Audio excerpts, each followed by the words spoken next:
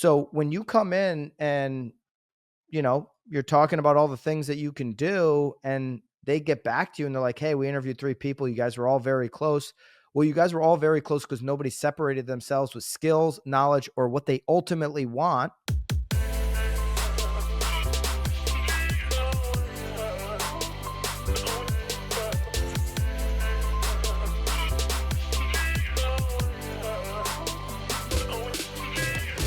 This is Byron Lazine and Nicole White, and you are tuned into episode 350 of The Real Word. Word is up. All right. Congrats to 350, Nicole. Let's go. Let's go. Is that what you said? Let's go? Let's go. I don't know. Okay. Let's go. Congratulations. Let's All go. right. Let's Yeah, go. Let's get into it too. All right. 350. Let's get into it. I was like, that was such a weird transition. I So weird. didn't hear Sorry. you very well. I don't know So what I was supposed to say. Like, there's no balloons. We didn't yeah, even remember it was 3:50 until like 3 minutes ago. that's right. Yeah, Uh, feel good about it. there's a bottle of champagne in the office downstairs. I'm You can sure go. there's multiple bottles of champagne somewhere I'm, throughout I'm this sure there's office. not. I'm sure some of the agents have drank all the other Well, champagne they bottles. probably left like all of our bottles. I should do a video on that. Like all the bottles downstairs, like the tequila, I think is Do you know? there's Do you what? know how many I threw out? They're literally I was just down there the other day cleaning it all out. Not the alcohol, like the cabinets and stuff, and literally somebody drank gin. What's the blue bottle gin? Isn't that blue Bombay. bottle? What is it? Bombay. Yeah. Like, dude, just swing it back. Like, throw So the evidence away. Like, so for everyone who doesn't know what the heck we're talking about, we have a bar cart in the office in Connecticut, and yes. there are like we'll have a party in the summer. It's like, okay, we end up bringing a bartender, supplying the bar Correct. multiple bottles. Anything that doesn't get drank, we put on the bar cart, right? Bar Some cart. things are unopened, or we have other events throughout the year. We just have bottles of liquor. Some Well, people have bottles of liquor sitting on their I'm gonna take a picture. Someone has bought 3 bottles of wine sitting yeah. just on their desk. Now they're stashing their shit. We have community events sometimes at the office. We don't have AA meetings at the office, No. thankfully, because there's a lot of bottles of liquor everywhere. Correct. But our agents will, and we've got a whole bunch of NAR stuff that's going on that we're going Yeah. to get into, but in a second. But our agents will end up drinking some of the liquor, Mhm. after a big closing or whatever. And what 2 they o'clock on a do Tuesday. though is they'll actually drink it down so that there's a half inch left on the Like, bottle. not even a full ounce. You can't even make a drink out of it. It's like backwash, and then they put it back on the bar Backwash, so cart you're thinking they're drinking it out of the now, bottle? but it's, like, so small, it's not that So and small. instead Yeah. of throwing like, just clearing the bottle out and throwing it away, they put the bottle back as if, I didn't drink that 3/4 Well, of a you would think bottle." they would have learned from when they grew up, like, maybe throw some water in there. I don't know. Right, do It's something. very, very And it's bizarre. like, I don't care if you're drinking I don't care, agents, I don't care if you're drinking the alcohol. When Throw you're your done with bottles the away. bottle, put it in the garbage can. Don't Put it in the act like garbage. a child and leave a half an inch where every bottle, it's like, "Oh, we got a lot of alcohol." And then you Mhm. check every bottle and there's a And half there's inch there. nothing. There's nothing Happens every time. All right. every time. Well, And we don't have an AR 350. budget where we can just buy $350 bottles of wine. So, we can't roll like that. We got some No. NAR stuff to talk about. One, to include another broker, this time in Texas, now suing NAR. We'll break that down. Another loss for NAR recently was the Supreme Court denying the appeal request. We'll break those two down. And then I thought Inman actually had a decent article, Nicole. I Yeah, thought this one was you're happy pretty about it. I thought this was okay. The conversation, I want to break down some of the quotes in here. Brokers are beginning to see bright side of the post-settlement landscape. So, NAR's antitrust settlement, how do brokers feel now, 5 months later? I'm going to break down that conversation first. We've got another broker selling NAR. This is in Real Estate News as of J21. Why this broker took on NAR. They say they, meaning NAR, just keep overreaching. This Texas lawsuit includes things about more than just the membership rules. It's about forcing NAR's hand. So this Texas broker is saying, hey, the mandatory rules of me joining NAR, okay, that's part of it.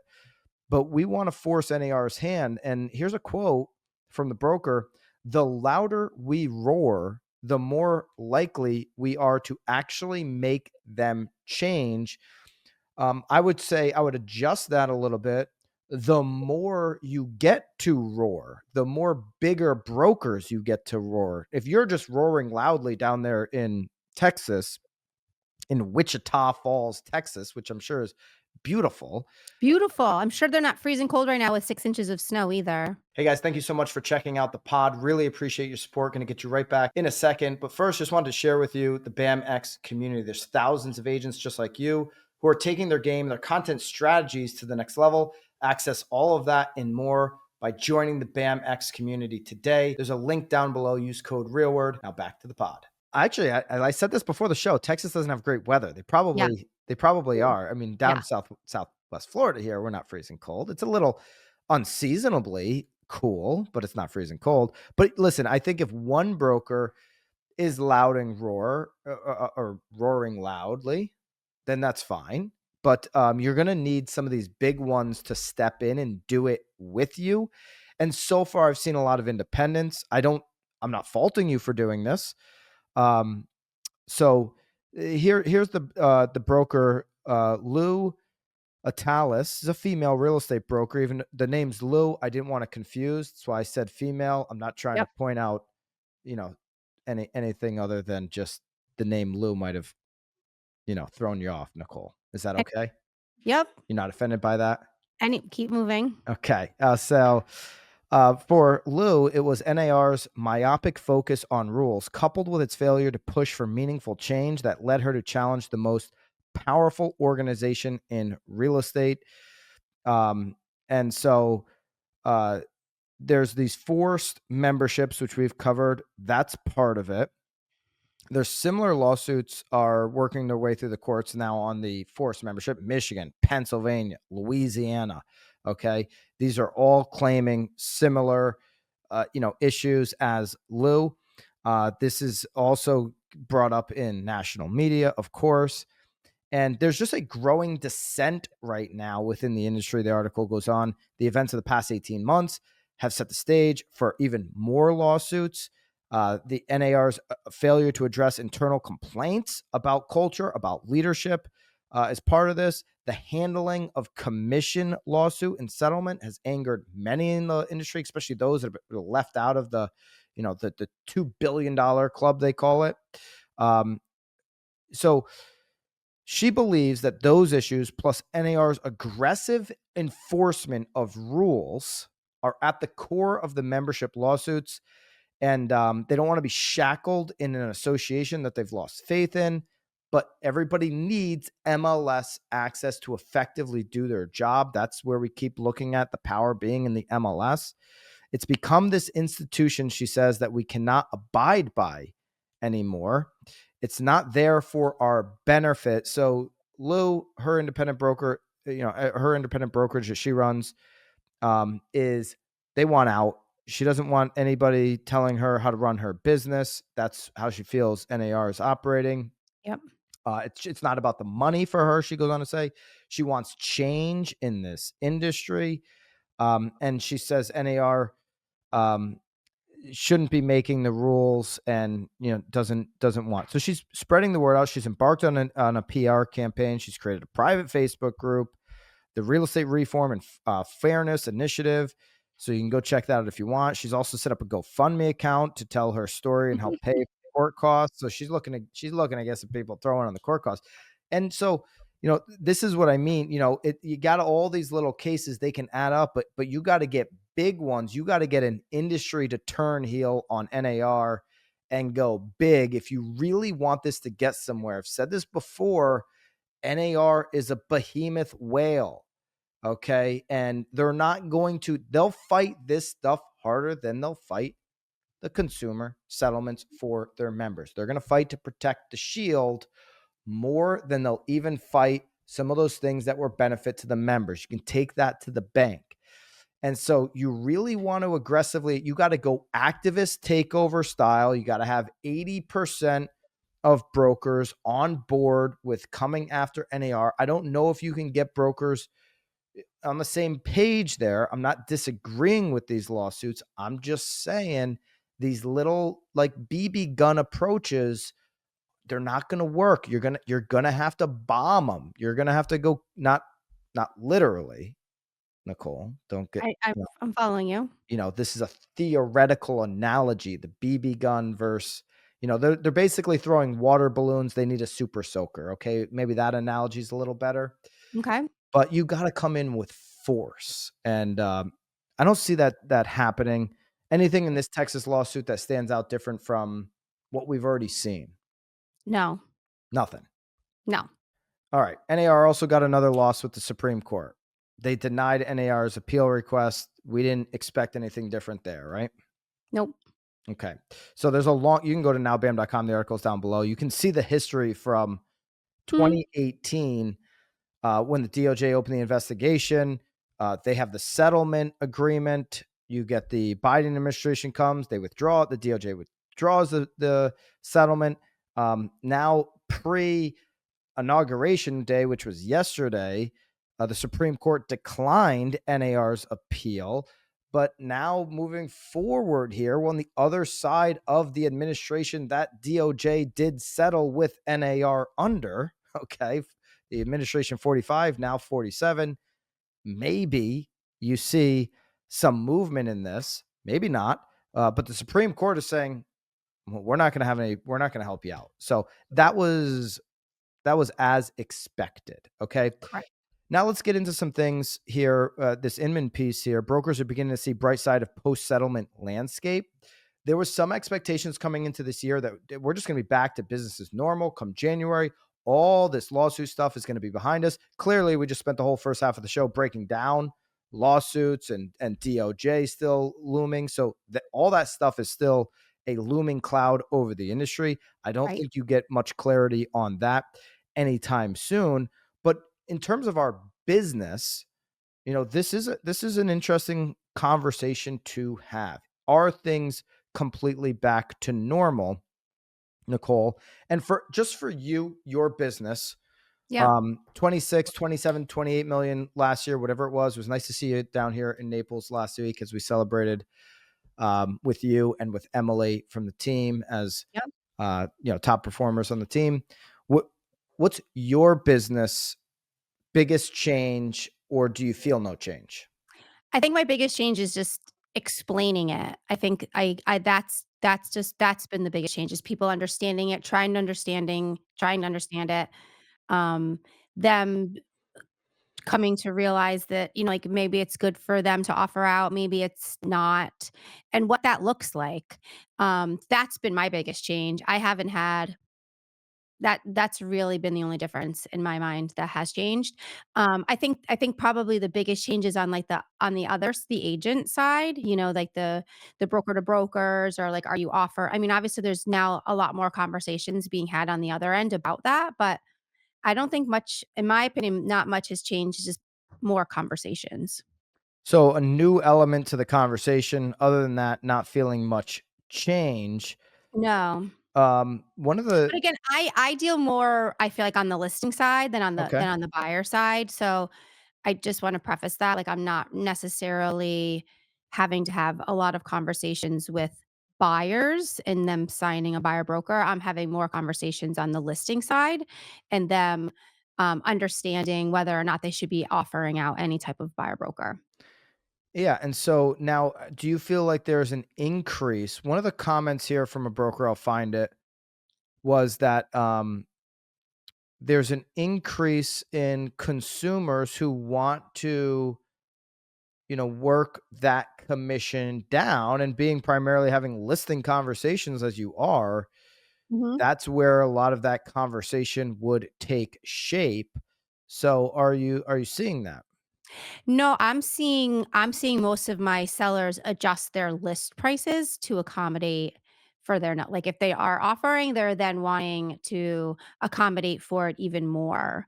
Um, I think their fear of if of not offering or offering less is that then somebody will come in and requesting more, and then I mean, that could happen no matter what, but I think they're trying to keep as much control as possible when it comes to backing themselves into their net number. There was an NAR post settlement survey, an Intel survey that was done. This was done back in November, though. It showed that 7% of respondents to the survey indicated that they had seen commissions fall significantly since NAR settlement prompted changes went into effect in August. So 7%, small number. 31% that reported commissions had fallen slightly. So now you slightly or significantly makes up 38%. You're getting close to 4 out of 10 agents. 40% of the respondents seen no change to commission. Yeah. And then you had 7%, so similar to the 7% that said it went down significantly, said it actually went up. And so, you've got kind of stuff all across the board. Um, and, anyways, I can't find that quote, who that quote was from, saying that they're seeing an increase in consumers.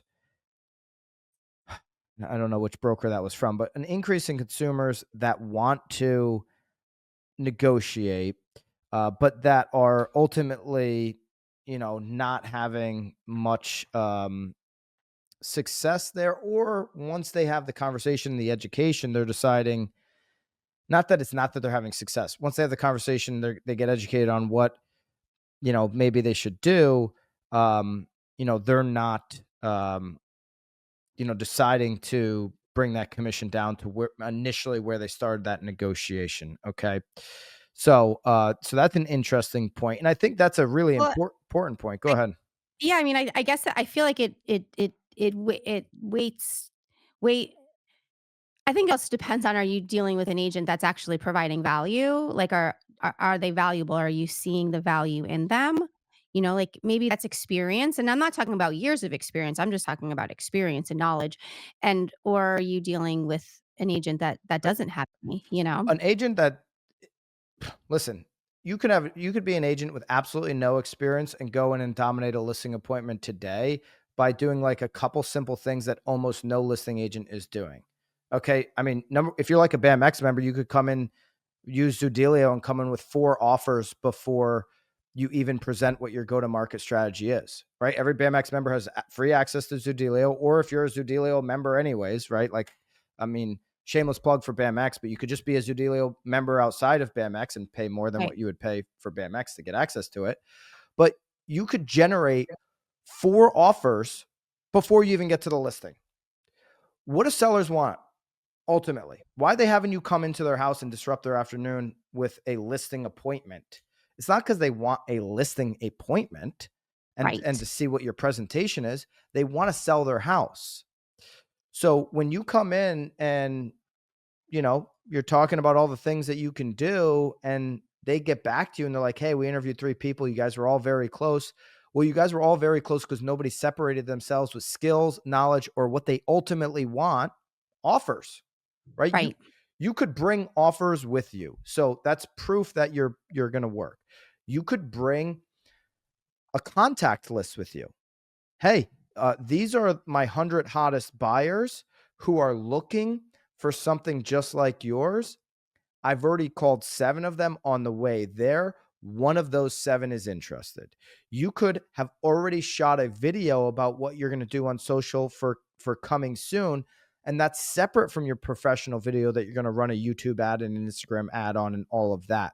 But you could come with offers, with contacts, with a video already done and say, "I've already gotten to work. Here's what I'm doing. This is why I'm worth this, because I'm going to expose your property right, to more offers, to more people looking particularly for your home, and through more video channels. So I'm going to increase over the 80% of buyers who are shopping on Zillow or Realtor.com. That's the game. How are you For increasing I that, mean, that but 80%? again, I mean, that's experience. That's what I'm saying when I'm meaning, like, how like, you don't have to be in the business that long. Yeah, It's exactly. You don't have to. you Why I made the point, because Yeah, anybody can do what I just said right there. right. Yeah. You just have to show your value. Yeah. Yeah. And so, one of the brokers said one of the positive side effects of this is that our agents aren't working for free. She added, "Let's like, well, why? Well, Why first would of all, they? why would they? It's always come down to, are consumers going to want that high level of hands-on doing the work, investing in the listing that I just described, or are they going to want an experience similar to like what they would get going to a Walmart, a discount experience where it's very generic. Okay. It's not on brand. There's nothing fancy about it. It's not elevated to get to more eyeballs. It's just down, dirty, kind of get the job done. So never thought people would work for free. That the debate was always about, what was that level going to be? Actually, here's a broker, Tiffany McQuaid, she's down here in Naples, Florida. She's experienced in the sellers in the past, um, might have braced themselves to pay 5 or 6%. However, her agents have adopted the practice of simply asking sellers if they're open or offering some sort of compensation, but not attaching the number to the offering. And that's a big part of it, right? I mean, Nicole, you were down in Naples last week. We were talking to an agent who's we were at a $5.5 million listing of his. Shout Yep. out to Dustin. That's a mid price point for him. And so we asked them, like, hey, are you seeing anybody right Yep. now even question your commission? He's like, no, inventory's up. In fact, he's got more leverage than he even did before the settlement on the commission conversation. And I think also what this broker is talking about here, where it's like, hey, are you open to offering compensation? Yeah, I'm open to it. Great. When we don't have what's the biggest change? It's not on the MLS. So if you're open to offering it, if the offer makes sense, that's all we need to do, right? Right. And Yeah. if people are working with a buyer's agent, they come in, they put everything they need into the deal. The seller makes the decision. They've already got the commission carved out for the seller. And it's really, I think that part of it's been beautiful. Yep. I mean, do you need an agent? Unfortunately, obviously in the greater LA area, do you need an agent now more than ever in your corner through some of the things that you're going through, finding a rent, all these different things? Yeah, of course, the value of an agent goes up. Even when a market seems to be easy to sell, um, what seller, when those markets where it seems easy to sell and there's 40 offers coming in, what seller wants to have to dissect 40 offers Right. and coordinate 80 showings Well, all by themselves without an expert? or just know the background. Like, has that buyer seen the property? Like, there's like little nuances, obviously, to each of them too that are imperative for you Confidence to make the right decision. score that the deal stays together Piece versus together. Yeah.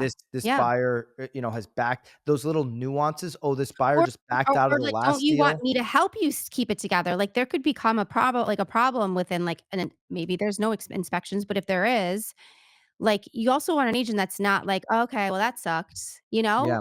Agents. Our most profitable client is someone we've already worked with, a lifetime client. How do we get more of those? We stay in front of them with value. Delivering cupcakes and drop-bys, that's cute, but continuing to remind those we've worked with in the past how much we're still in the game and how much we're separating ourselves from everybody else is what it's all about. That's where reminder media comes in. Branded, digital, and physical magazines that you can deliver to your clients, and nobody else is doing this. I love the product because you can tell a longer story than a postcard. Just sold or just listed is boring. It goes from here to the trash can.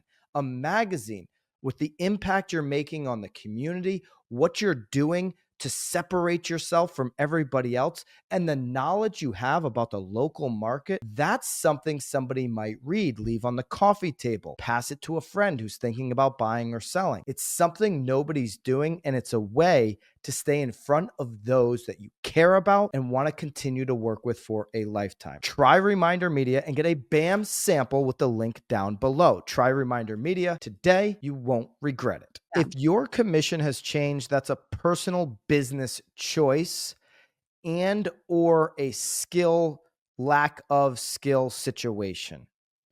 Okay, if post settlement, post August, your commission has changed, it's on you. And it's probably just a business model decision that you want to offer less and reduce that fee to match what you're offering.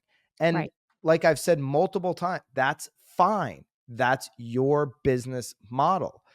The agents that are really doing a great job at taking market share, a vast majority of them have decided to keep their commission as is from whatever it was before, or even increase it. And you're seeing that a lot on the listing side, where agents are increasing it.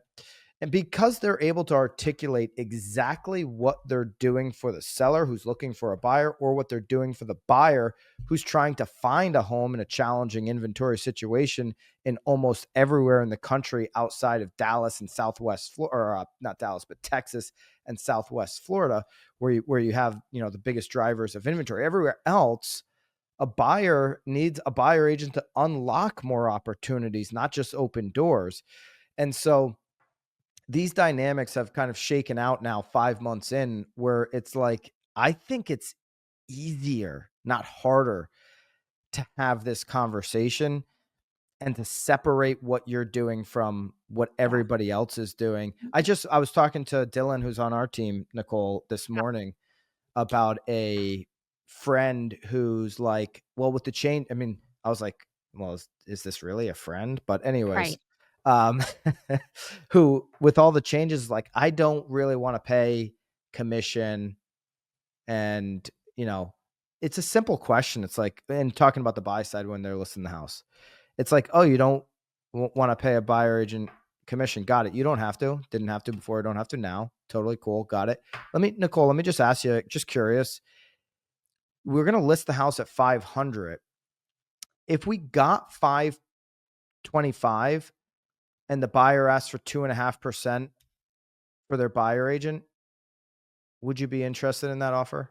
Of course, it would still be more money. You'd be netting another $12,500. So you are open then to paying a buyer commission, is what you're saying. Of course. Because they Like, take this stance right. because somebody told them, I am not doing this. And so it's like, is that is that a sword you're going to die on? Meaning you'll keep your house even over more money because you're Right. emotional about paying commission? Well, right.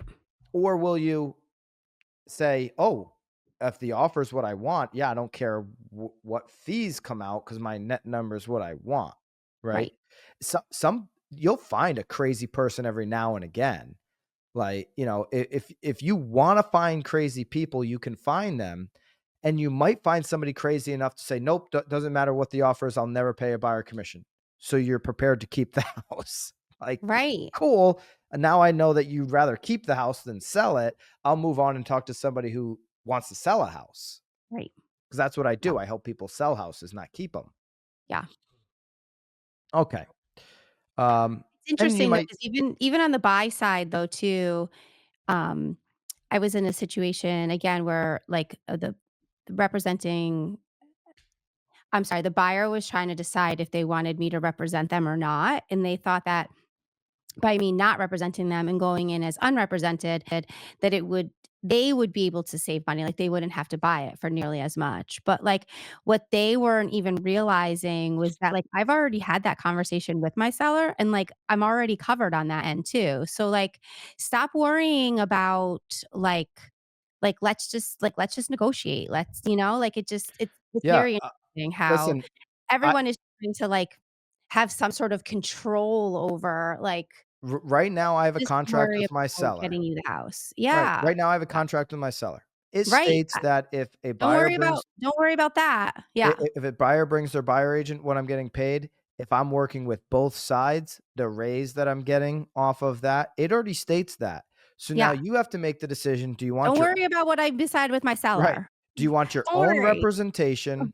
Do you want to have an attorney who doesn't care about anything besides fill in the blank forms help you? Or Right. do you want to neutralize my position when there's legal dual agency and sign me to work with you and neutralize my position where, because right now, if you go unrepresented, by the way, I'm going to be still covered by my seller on a Right. raise to work both sides. And I'm not And, and they're my sole responsibility. and that's right. I'm going to basically take you like for the longest ride I possibly can. I'm going to bring you all the way up to the woods, tell you we're camping, tell you it's going to be warm, leave you on the side of the road, and go back with a bag of money to my sellers because they've contracted me to do that. And you Camping, decided though? to You're go, taking camping? That's aggressive. hey, we're going to go camping. It's going to be beautiful. We might do some fly fishing, Fly nice, fishing. a nice fire. We're gonna have some. We're gonna actually have a chef out there. It won't even feel like camping. We Oh, get you're gonna have, like, there. the caviar stuffed, The olives. There's no stuffed, caviar olives. Nicole saw me have one of those down in Naples. That's a treat. That's not an everyday well, martinis are once in a while treat anyways, but, um, no RV. It's gonna be a little like you ever see people when they camp, instead of having a nice tent, they just take the blue tarp and put it, like, on ropes, and they just have some cover? That's what it's gonna be, and I'm not gonna be representing you. Right. Right. If you wanna go unrepresented, and I have a contract with the seller for both sides. Right. Like, don't My worry about what what my seller is doing. my contract also states I have a fiduciary responsibility to them because you decided to do it on your own, which means I'm negotiating against you. I'm looking to get all the advantages here. And by the way, um, sometimes a buyer might think I could save a little bit money hiring an attorney to do the contract and negotiate for me. Uh, Good luck with that. Yeah. There's nothing more than excites me about negotiating against Well, an this attorney. is that sometimes when you get an attorney involved, good luck having that deal even come together. That's So the point. Like, I can't wait to negotiate against an attorney because what are they looking for? To it's spend as little time excruciating. as possible Yeah. because they're now giving you a fee to do this contract, and now they're spending time on the phone. I'll be on the phone for 45 minutes with the attorney, and that's gonna drive them nuts more than anything. They're gonna want that thing to come to a close. All right, let us know what you think what if 5 months in, we're into January. Has anything changed for you? What are your thoughts down below? What are your thoughts on some more of these lawsuits popping up against NAR? What's the future of the DOJ and NAR look like? What do you think about all of that? Let us know down below. And Nicole, good to see you. See you. We'll do this again next week. We'll see you Hope guys so. then. Until then, keep it real. See you guys.